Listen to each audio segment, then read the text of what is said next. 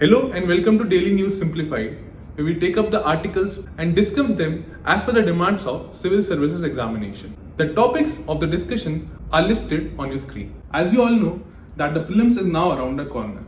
It is the best time to test yourself, and we at Raus IAS have planned and organized a pre-parikshan test dated on 28th and 29th of Jan. This test is available both in online as well as the offline mode, and for which you have to register yourself first, and the registration link has been provided in the YouTube description section.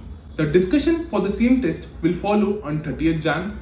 The benefits for appearing in this test is that you will be able to analyze the areas where you are lacking as well as able to revise in a timely manner. So do appear for the test which is scheduled on 28th and 29th. Moving on to the next article of the day that is featured in Indian Express Explained section on the 20th Jan talks about the issue of Maldives and its relationship with India. Now UPSC under the GS2 syllabus talks about the India's relationship with its neighborhood, and previously in the year 2013 has asked questions related to changes and developments in Maldives and India's response towards it. So this area becomes important from the perspective of the UPSC mains examination, as the article provides that the presidential election in Maldives are to be held in September this year. The current president, Ibrahim Soli, has announced that he will run for a second term, but the candidature has been opposed within the party by former president and the leader of Maldivian Democratic Party, Mohammad Nasheed. Now, the feud or the inner feud between the Maldivian Democratic Party or the MDP is not a good news for India, as from 2018, the relationship between India and Maldives have witnessed an upward trend when Ibrahim Soli defeated Abdullah Yameen, who had ran an anti-India campaign before Ibrahim Soli and clearly followed a foreign policy having a pro-China tilt. In the past 5 years, Delhi neighborhood first policy, Sagar policies have found expression in the improvement of ties between India and Maldives. Maldives is also a part of Indian-driven Colombo Security Conclave, and Ibrahim Soli has also expressed deep roots for India's first policy and also to develop the relationship further. Through this article, we will try to analyze what is the importance of Maldives for India. Secondly, we will try to understand what are the concerns for India with respect to Maldives. And at the last, we will also discuss what step India has taken forward in the form of developmental aid and other support to ensure that the relationship between India and Maldives can be strengthened. So the first thing that comes into mind is the importance of Maldives for India. Now if we look at the location of Maldives, the location of Maldives in the Indian Ocean region is of geostrategic importance, and as Maldives plays the role of most important interstate, and thus India needs to have positive bilateral relations with Maldives in order to check the disguised string of pearls policy practiced by China. Secondly, India is dependent on oil to ensure its energy demands and will continue to do so for the next few decades. 90% of its energy needs are today met through sea routes which are passing by the Persian Gulf by the way of Arabian Sea. And thus India needs a stable and favorable government in Maldives. Further, the coal imports from the Mozambique are set to increase in the future. Thus, Maldives is important in ensuring economic and energy security for India. Thirdly, by maintaining the access to the ports and expanding the Indian Navy, India can better safeguard its interests in the Indian Ocean region, protecting the sea lines of communication, which will not only help in protecting India's economic and energy security, but also to emerge as a net security provider in the region. Further, a friendly relation with Maldives is important in order to have a strategic depth in case of any potential conflict with China, wherein if such a situation arises, India could attempt to restrict the flow of oil through the Indian Ocean region to the Malacca Strait. Further, Maldives is also a member of regional organizations and grouping like SAARC, and also a member of Colombo Security Conclave, which has been backed by India. Thus, a favorable Maldives is also important for India to maintain its image as a responsible regional power. Further, Maldives also has Indian diaspora, as there are about 29,000 Indians in the country. And also Maldives has emerged as a preferred tourist destination for most of the Indians, as Indian tourists today account for more than 23% of the total tourist arrivals in the Maldives. India is also a preferred destination of Maldivians for medical treatment, education and business today. So these points collectively highlight why Maldives is important for India. This brings us to the next question, that what are the concerns that India currently faces or can be a roadblock in further development of relationship between India and Maldives. The first issue that was faced in the previous regime of President Yamin was that Maldives signed its country-specific FTA, that is the Free Trade Agreement with China, in 2017. The signing of FTA between Maldives and China raised the concern that Maldives will also fall under the debt trap diplomacy of China, as more than 70% of Maldives' foreign debt was owed to China at that point of time. However, after President Ibrahim Soli came to office, he affirmed that Maldives will relook and even scrap the free trade agreement with China and investigate the Chinese land grabs in Maldives that had happened. There was also a cause of concern, and in the previous regime, Maldives had agreed to join Chinese-led Belt and Road Initiative. The second cause of concern for India is the hangover of President Yamin. The phase of President Yamin was the lowest phase of relationship between India and Maldives. He had declared an emergency in Maldives and halted the functioning of the Majlis, that is the Maldivian Parliament. This was opposed by India. President Yamin also augmented relationship with China without taking India in its confidence. And this has led to severe decline of relationship between India and Maldives previously. There was also an India Out campaign that was launched by President Yamin previously against India's developmental funding for creating physical, social and community infrastructure. And in the recent time, there have been protests for early release of Mr. Yamin. And if this happens, it will be again going against the sentiments of India, as President Yamin has run an anti-India campaign alleging that the Maldivian Democratic Party, that is one under the President Ibrahim Soli, had sold Maldives to India and permitted Indian troops to be based on the Maldivian soil, thereby compromising the sovereignty of Maldives. In the past, there was also a growing trend of radicalization in Maldives. There was growing presence of ISIS in Maldives at that point of time, and there has also been influence of growing foothold of the Saudi philosophy of BUDDHISM. In the recent time, Indian government have approved a new consulate to be opened in the Adu city of Maldives, but the Maldivian government has not made any decision regarding it. Finally, there was also an issue related to helicopter, and India previously has gifted Maldives 2 advanced light helicopters. But the controversy that broke out in 2018, wherein the Maldivian government refused to extend visas of Indian military personnel that were stationed there and asked India even to take back the helicopters that were gifted. All these issues of the past and in the recent time with regard to the opening of new consulate, wherein a movement called Save Adu social media campaign was also launched, are the concerns which India have regarding Maldives. This brings to the last part of our discussion, that what India has done for Maldives. India has launched various developmental initiatives in Maldives, starting from the very beginning of Operation Cactus, when Indian armed forces restored legitimate regime against the attempted coup. In 2004, after the tsunami, India has aided Maldives and has also supported the drinking water crisis that Maldives faced in 2014, when the only water purification plant went dysfunctional. During COVID-19, India provided aid to Maldives and rushed medical supplies to the Maldives. Maldives was the first country or the beneficiary under India's Vaccine Maitri initiative.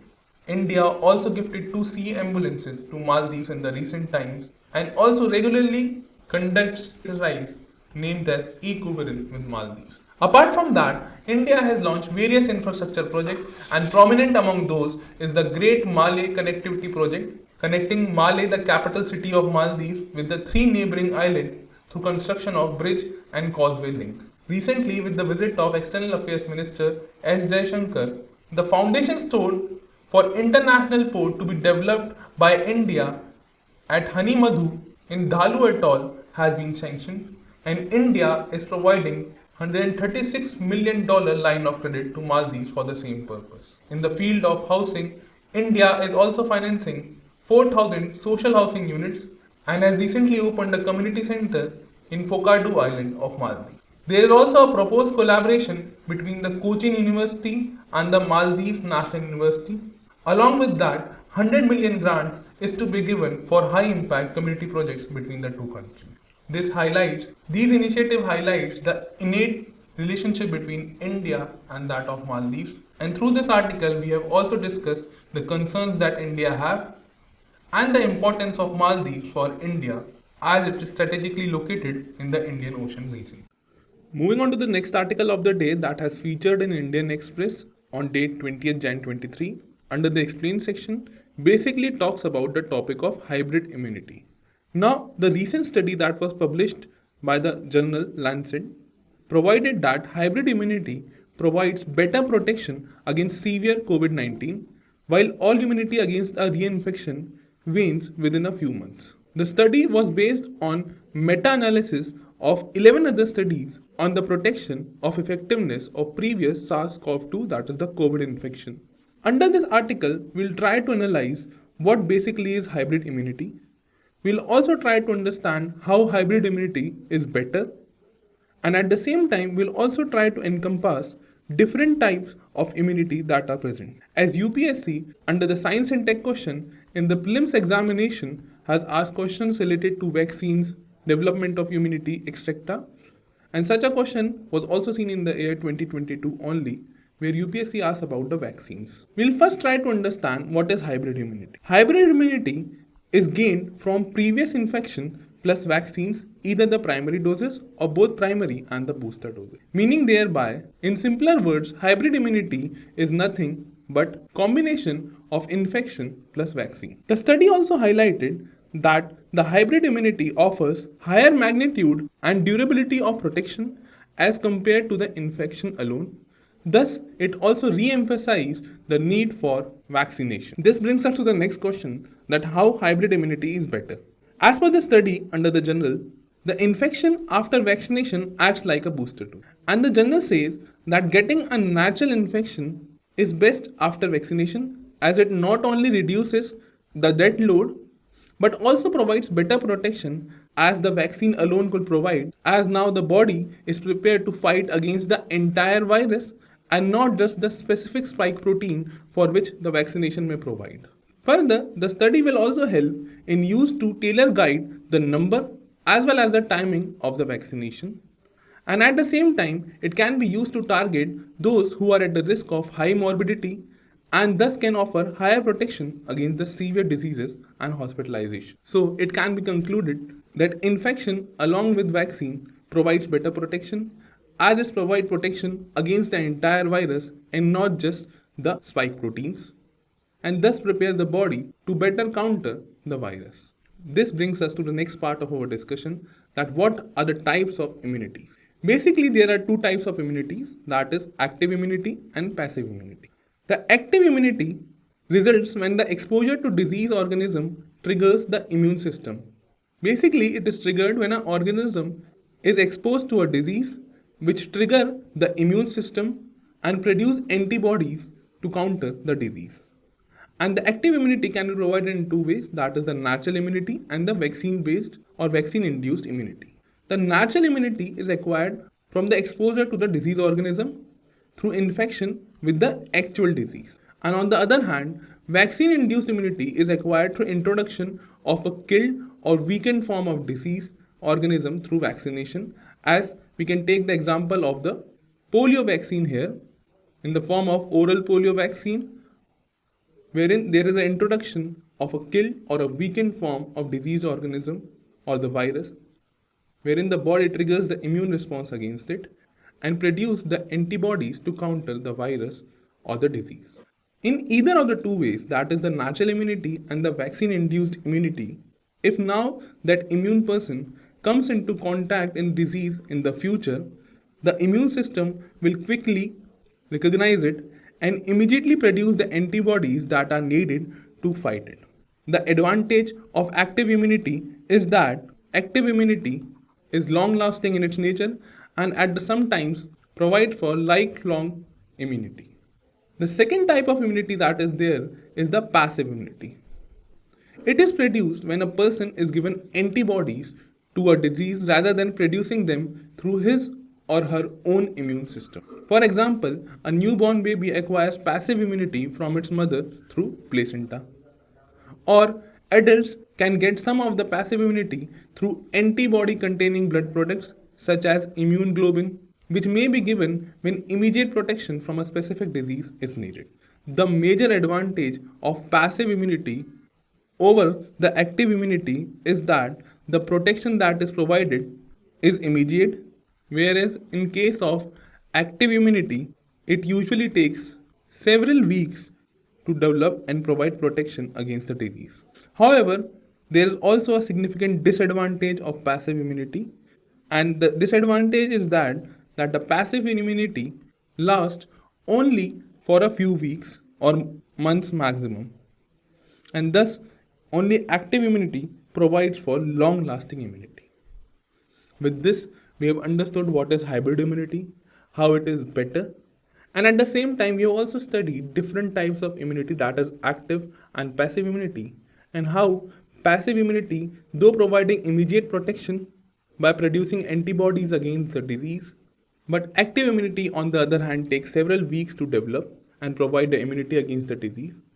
But on the other hand, active immunity are long lasting, whereas the passive immunity only lasts for few weeks or months. Moving on to the next article of the day that has featured in the Indian Express under the explain section on 17 Jan basically talks about the exoplanet. Now the news article says that the NASA has announced that James Webb Telescope has discovered an Earth-sized exoplanet, which was its first discovery.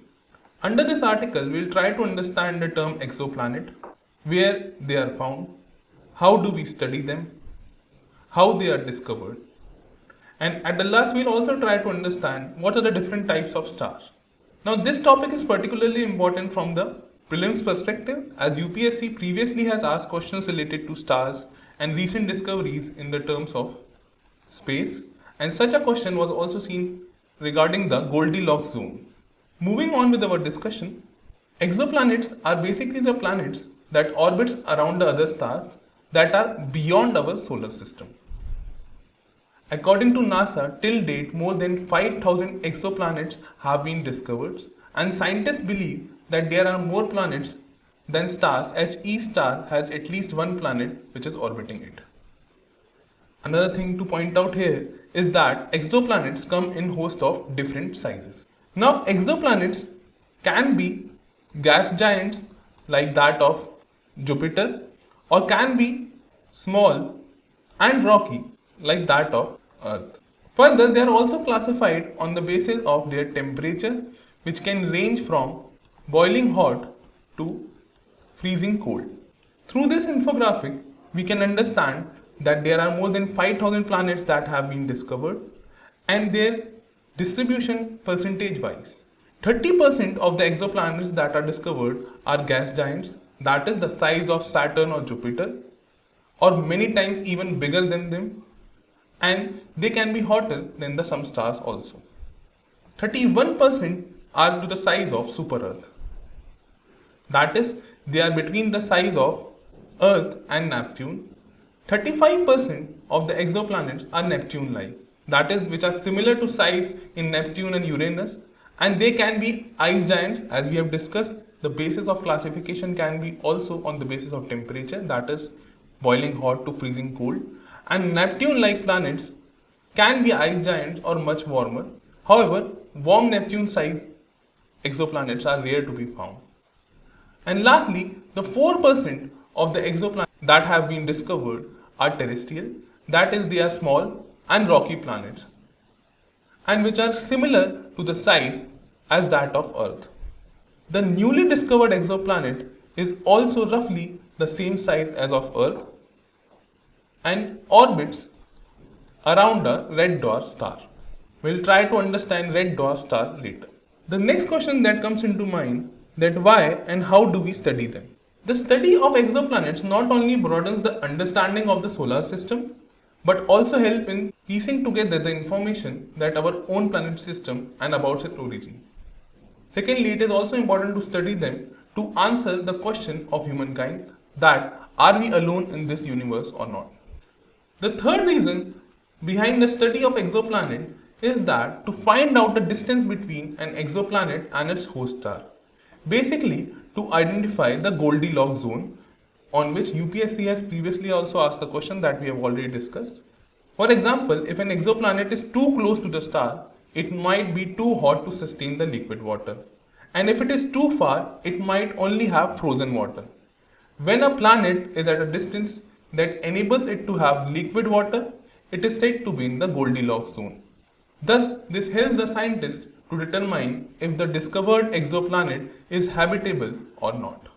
Further, the exoplanets are discovered using the indirect methods, that is, the transit method, which is nothing but measuring the dimming of a star that happens when a planet passes in front of it. This brings us to the last part of our discussion, as we have discussed that the new exoplanet that was discovered was found orbiting a red dwarf star. And the question that comes into mind are the different kind of stars that are present. The most basic star here is the main sequence star. The majority of stars in our galaxy and even the universe are basically main sequence star, and our sun is also a main sequence star. Though the main sequence star can vary in size, mass and brightness, the same function that they perform is to convert hydrogen into helium in their cores, which will lead to release of tremendous amount of energy, basically similar to that of a nuclear fusion process. Another type of star is that of red giant star. A star becomes a red giant when it has consumed its stock of hydrogen in its core and the fusion reaction stops, and star can no longer generate the pressure to counteract the inward pressure that is pulling it, that is the gravitational pull. The next kind of star is that of white dwarf star. When a star completely runs out of its hydrogen fuel and lacks the mass to force higher elements into fusion, it becomes a white dwarf star. At this situation, the star collapses inward under its own gravity. Next comes the red dwarf star. These are the most common and the smallest stars in the universe. As they do not radiate much light, it is very tough to detect them. However, as red dwarf stars are dimmer than the other stars, it is easier to find exoplanets that surround them. Therefore, the red dwarf stars are popular target for planet hunting, and the recent discovery has also been around a red dwarf star. Another type of star that is sometimes seen in news is that of neutron star, which is roughly 1.35 times to 2.15 times the mass of Sun, and it does not form a white dwarf when it dies. The star typically dies in a catastrophic supernova explosion, and the core becomes a neutron star. The last type of star that is present is that of supergiant star that comes into news. The largest stars in the universe are these supergiant stars.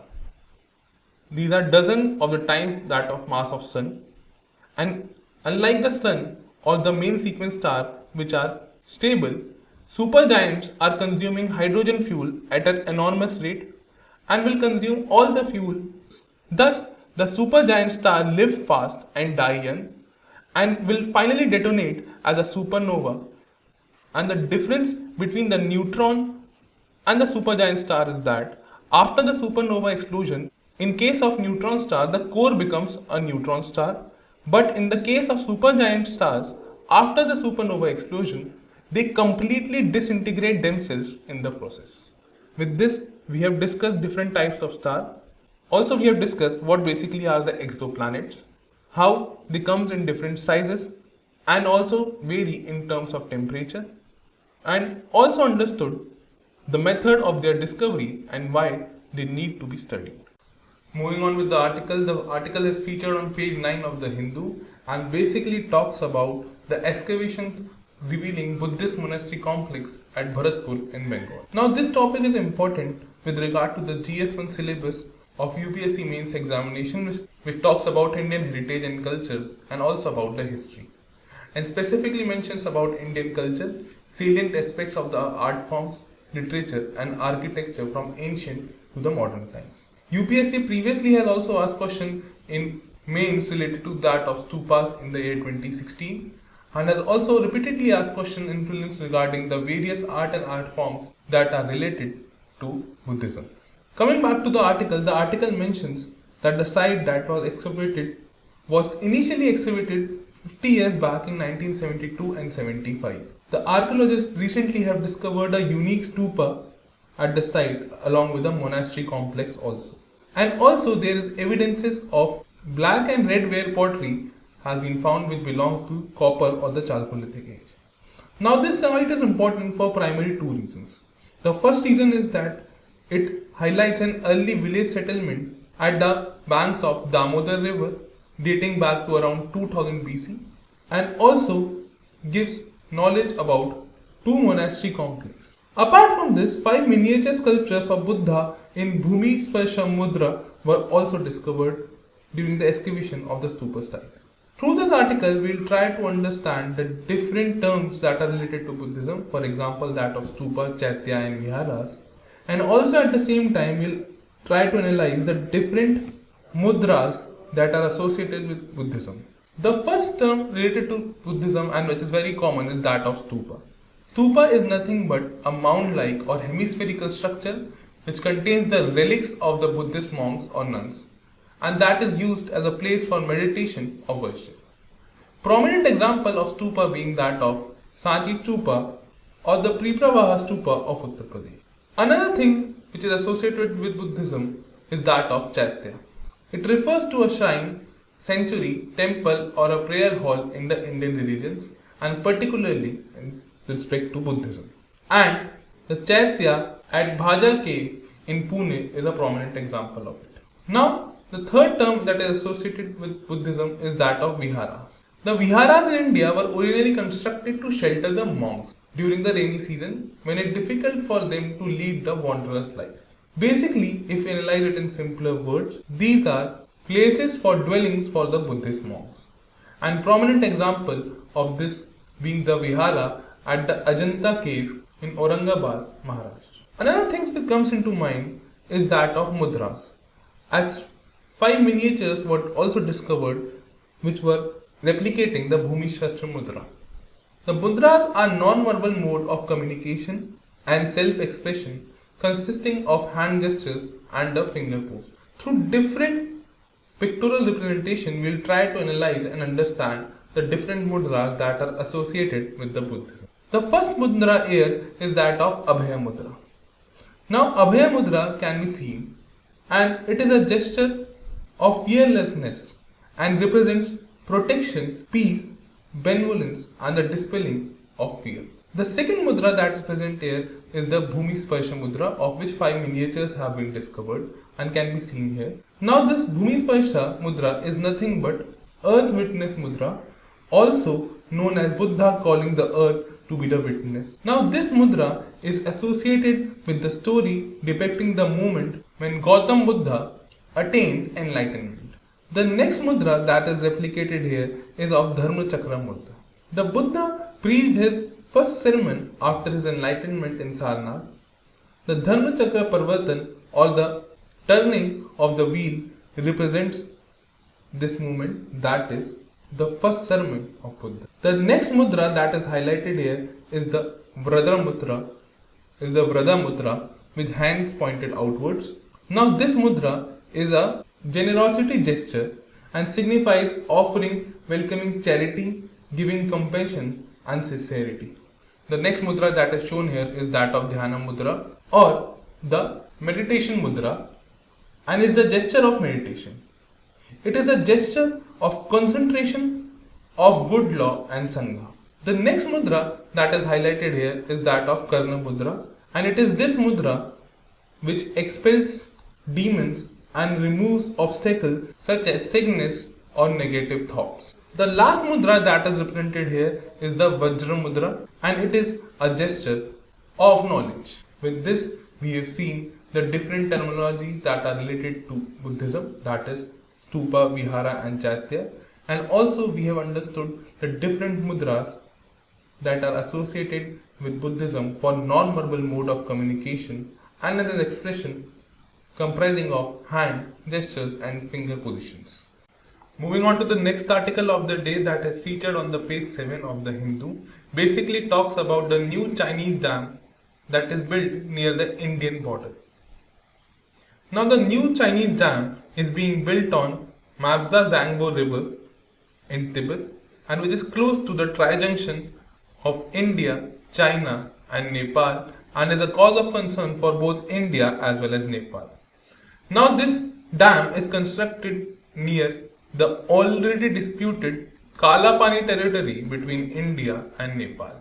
The article further explains that there is a perpetual fear that this dam creation will be utilized for water leverage, that is, for diversion and storing of water, which will lead to scarcity in the region, as well as can be further utilized for placing military establishment in the region. Now about the river, the Masbo Zangbo River originates in Tibet and flows via Nepal and joins Ganga ultimately in India. Now this topic is important with the GS2 perspective of UPSC mains examination, as India's relationship with neighborhood has been specifically mentioned in the syllabus and is particularly important as recently there have been instances of skirmishes between the Indian and the Chinese side. Now the topic of India and China and the issues related to dams and water sharing and those of other hydropower nature are already being discussed on 12th of December 2022, and along with the hydropower issues, other major issues that is plaguing the relationship between India and China have been covered comprehensively. So please refer to this section of the video to understand the relationship between India and China and the issues that are challenging the two countries. Moving on with the next article of the day that has featured in the Hindu on page 1, basically talks about the AHOM burial sites.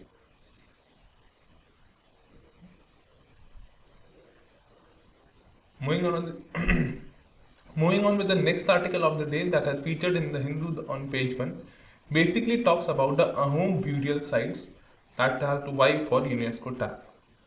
The centre has decided to nominate Assam's Cheradio Medams, the AHOM equivalent of ancient Egyptian pyramids, for the UNESCO World Heritage Site this year. In this article, we will try to understand about the Assam's burial site. At the same time, we will have a short glimpse on the AHOM dynasty. First, about the burial site. The Medams or the Cheradio Medams represents the late medieval, that is, an era of 13th to 19th century mound burials tradition of the AHOM community in Assam.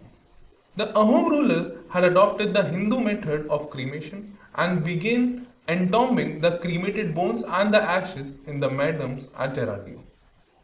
Now Cheradio has again another importance. It was the first capital of the AHOM dynasty, which was founded by Chaulong Sukpa. These burials today stand out as the best preserved examples of AHOM's mound burial tradition and remains of AHOM royalty along with their belongings. So basically, what we need to remember is that these are the sites of mound burial and Cheradio was the first capital of the AHOM dynasty. Now we'll try to understand a little more about the AHOM dynasty. The AHOM dynasty ruled the AHOM kingdom in the present day Assam for nearly 600 years. The AHOM kingdom was a late medieval kingdom in the Brahmaputra valley of Assam and was established by Chaulong Sukpa, a Shan prince of present day China. Another important thing to know here is that AHOM maintained its sovereignty for nearly 600 years and was even successful in resisting the mighty Mughal Empire in its bid to invasion and capture the Assam territories, which finally led to the Battle of Saraighat in 1671, under which the AHOM kingdom emerged victorious under the able generalship of Lachit Borphukan, for which an award is also given every year. Further, the rule of this dynasty ended with the Burmese invasion of Assam and subsequent annexation of Burma by British East India Company following the Treaty of Yandabu in 1826. Now people from different ethnic groups became the part of AHOM population, and this process came out to be known as Ahomisation, as the identity of AHOM people in this kingdom was fluid, with the king controlling who belonged to it and who did not. A few more points to understand here about the AHOM dynasty is that AHOM dynasty relied on the concept of forced labor known as pikes. They worshipped their own tribal gods but also accepted Hindu religion. AHOM society was divided into khels, and the AHOM kingdom is also known for its poets and scholars and the rich culture which was supported by the ways of land grants and the famous historical works known as Buranjis. With this, we have discussed not only about the burial site that is up for UNESCO World Heritage status, but we have also discussed about the AHOM dynasty in brief.